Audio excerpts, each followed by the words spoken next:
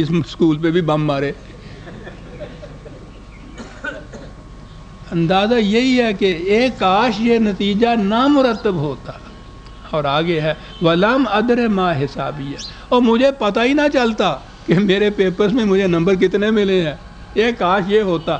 اگلی بات ہے وہ یا لیتہا کانت القاضیہ، ایک کاش موت میرا کام تمام کر دیتی اور مجھے زندگی نہ ملتی.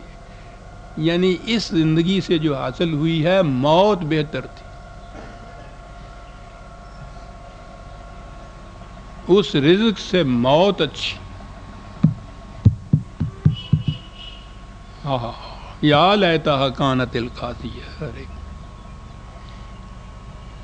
اور جتنے ہمارے ہاں کے وہ لوگ ہیں جن کو آج اپنے حساب کی فکر نہیں، وہ سب وہی، ان کا یقین یہی ہے کہ موت سے انسان کا خاتمہ ہو جاتا ہے، اس کے بعد کوئی بات نہیں. عزیزان من، کسی ایک دن بھی یہ یقین ہو جائے نا کہ موت کے بعد بھی ان چیزوں کا مجھے حساب دینا پڑے گا جو میں آج کر رہا ہوں، یقین ہو جائے اس چیز کا، پھر نہیں دہراتا آدمی.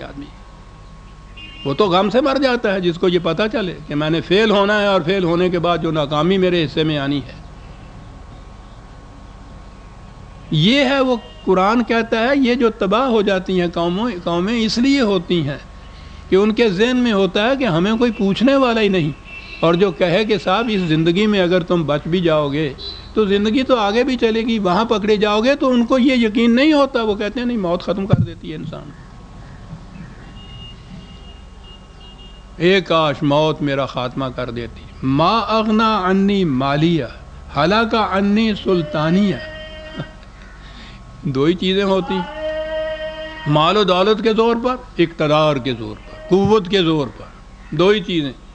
کہا کہ وہ اس دن کہے گا کہ نہ وہ مال و دولت میرے کام آئی اور نہ وہ غصب کیا ہوا اقتدار ہی کسی کام آیا. تو غور فرما رہے ہیں آپ جو میں کہہ رہا تھا کہ یہ قوموں کے ہی عروج و زوال کی داستانیں بیان ہو رہی ہیں، غلط اور صحیح نظام کے انجام کی باتیں بیان ہو رہی ہیں.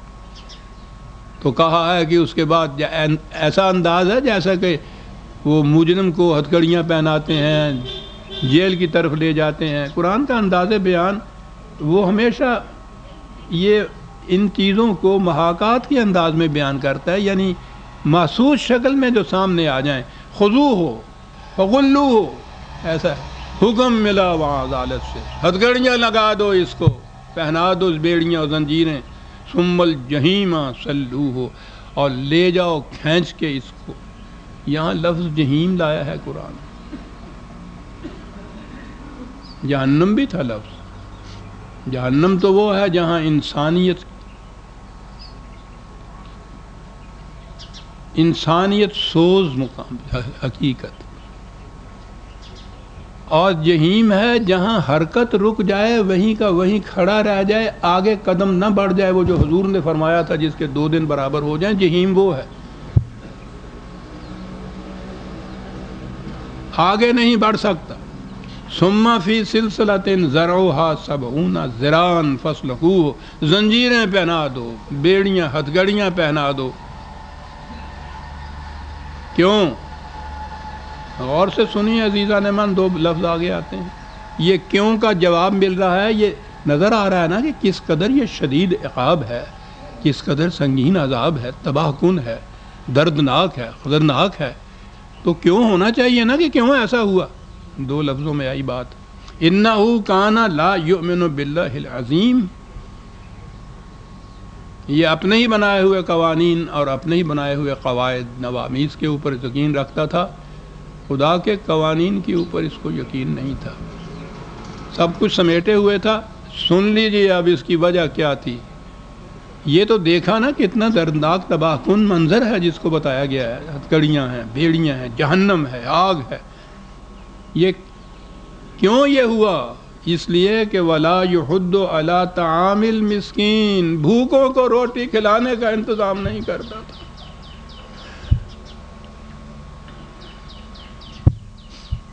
بلکہ مسکین ہے، صرف بھوکے نہیں، جن کا چلتا ہوا کاروبار رک جائے، جو خود کمانے کے قابل نہ رہیں، جن کی کمائی ان کی ضروریات پوری نہ کر سکے. اور یہ حدو ہے، یہی نہیں ہے کہ یہ خود نہیں کرتا تھا، دوسروں سے بھی یہ نہیں کہتا تھا کہ اس کا انتظام ہمیں کرنا چاہیے۔ جرم دیکھ لیا، ایک ہی جرم گنایا ہے، قوموں کی تباہی کا جرم دان دیا جاتا ہے کہ جی یہ قرآن کے معاشی نظام کو لیے پھرتے ہیں، ان کے نزدیک بس روٹی کا مسئلہ ہی ہے، مسئلہ جتنا بھی ہے میٹیریلسٹک کانسیپٹ ہے یا مادہ پرستانہ نظریہ ہے، ٹھیک ہے جی، میاں صاحب کو بیٹھے بٹھائے ہوئے مل جاتی ہے نا۔ اس کا کیا جواب ہے کہ ایک ہی جرم قرآن گنا رہا ہے، اتنی بڑی شدید قسم کی سزاؤں کا جرم ایک گنا رہا ہے، وَلَا يَحُضُّ عَلَىٰ طَعَامِ الْمِسْكِينِ فَلَيْسَ لَهُ الْيَوْمَ هَاهُنَا حَمِيمٌ۔ آج ان لوگوں کا جنہوں نے یہ انتظام نہیں کیا تھا، کوئی دلی دوست نہیں ہے۔ بظاہر تو بہت سے ملیں گے ان کو دوست، ساتھی، ووٹرز، حمیم ہے، گرم جوشی کے ساتھ، جو محبت کے ساتھ کسی کا دوست ہو اس کے لیے لفظ آتا ہے یہ بھی۔ کوئی مخلص دوست ان کے ساتھ نہیں رہتا، وہی جس کی دولت بھی ختم ہو جائے، جس کا اقتدار ختم ہو جائے، جہنم رسید ہو جائے، تو اس کا وہ دلی دوست کون سا ہو سکتا ہے؟ اس وقت کون ساتھ دے سکتا ہے اس کا؟ وَلَا طَعَامٌ إِلَّا مِنْ غِسْلِينَ، یہ ترجمہ کیا جاتا ہے کہ ان کو کھانے کو جو ملے، غسلین کے معنی عام طور پہ لیتے ہیں دھون کسی چیز کا، قرآن ایسی بات نہیں، گرم گرم اس کے معنی ہوتے ہیں۔ یہ آنسوؤں کو جو گرم گرم آنسو نکلتے ہیں نا، یہ وہ آنسو ہیں۔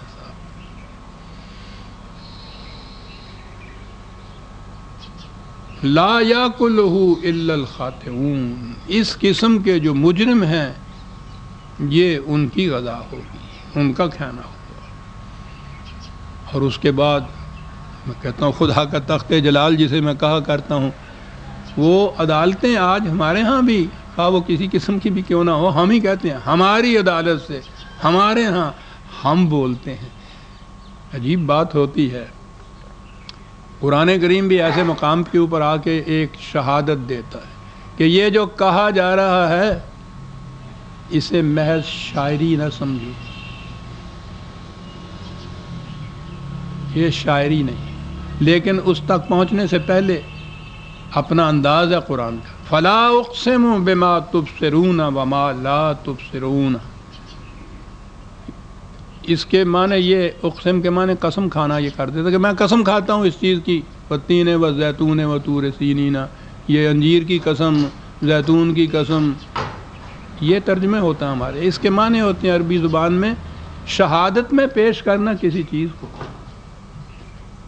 خدا شہادت میں پیش کر رہا ہے کس چیز کو؟ وہ چیزیں جو محسوس اور مشہود طور پر تمہارے سامنے آ چکی ہیں اور وہ جو ابھی آنے والی ہیں، میں ان تمام چیزوں کو شہادت میں پیش کرتا ہوں اس اعلان عظیم کی کہ انہ لقول رسول کریم، یہ جو تمہیں باتیں کہہ رہا ہے، جس کی زبان سے یہ سن رہے ہو، یہ اپنی طرف سے کچھ نہیں کہہ رہا، یہ پیغامبر ہے ہمارا۔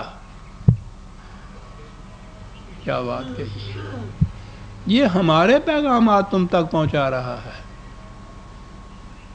تم ان پیغامات کو بڑا، جسے کہتے ہیں نا، لائٹلی لے رہے ہو، سیریسلی نہیں لے رہے، غور نہیں کر رہے، تم کیا سمجھ رہے ہو؟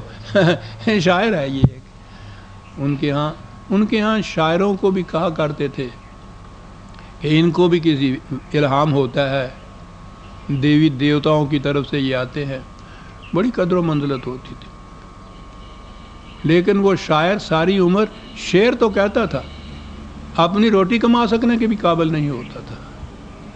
قرآن نے اس لیے مذمت کی کہ اس کا کوئی زندگی کا نصب العین نہیں ہوتا، کوئی مقصد اور نہیں ہوتا۔ فی کل واد یہمون، قرآن نے کہا ہے، وہ اپنے خیالات کی دنیا کے اندر کبھی وصال کے لذتیں گنا رہا ہے، کبھی فراق کے رونے رو رہا ہے، نہ فراق اصلی ہوتا ہے نہ وصال اصلی ہوتا ہے، دونوں چیزیں شاعری ہوتی ہیں۔ وما ہوا بقول شاعر،